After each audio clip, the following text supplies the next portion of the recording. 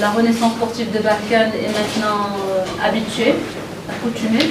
Comment vous avez vécu, on va dire, ce match et quelle était votre plus grande motivation pour battre, s'imposer face à Al-Masri et vous qualifier?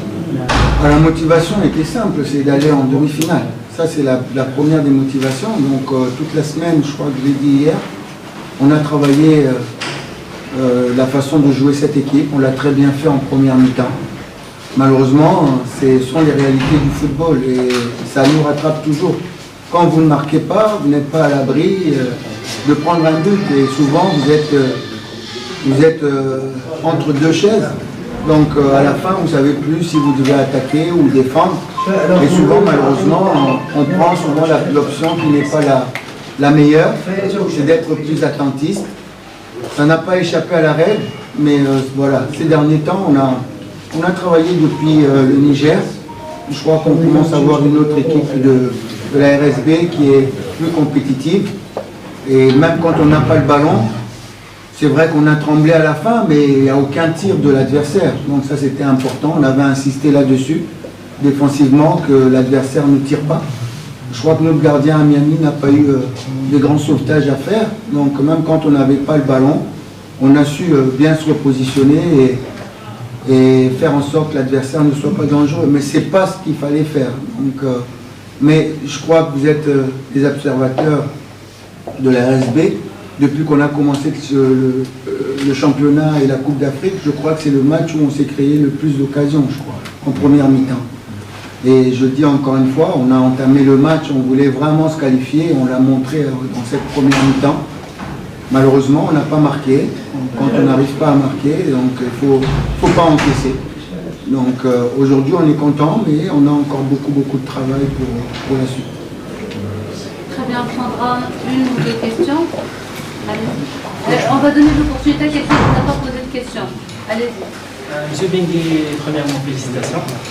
Généralement, on peut notamment observer qu'il y a un manque de discipline dans la structure du jeu. Alors, comment voyez-vous les autres matchs? Comment préparez-vous les matchs?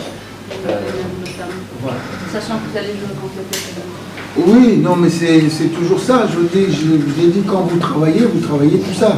On a eu un petit peu de retard par rapport à ça. Et on a eu un problème au milieu de terrain. On a eu un problème au milieu de terrain parce qu'on ne se replaçait pas suffisamment. C'est pour ça qu'on a redescendu Draghi et évidemment on a travaillé aussi en fonction de l'adversaire. Quand ils sont passés avec deux attaquants qui allaient sur nos deux milieux centraux, donc il fallait ne pas se livrer outre mesure, donc on a repositionné Hardy un petit peu plus devant parce que leur numéro 10 nous faisait beaucoup de mal. Et comme je dis, on était un petit peu entre deux options.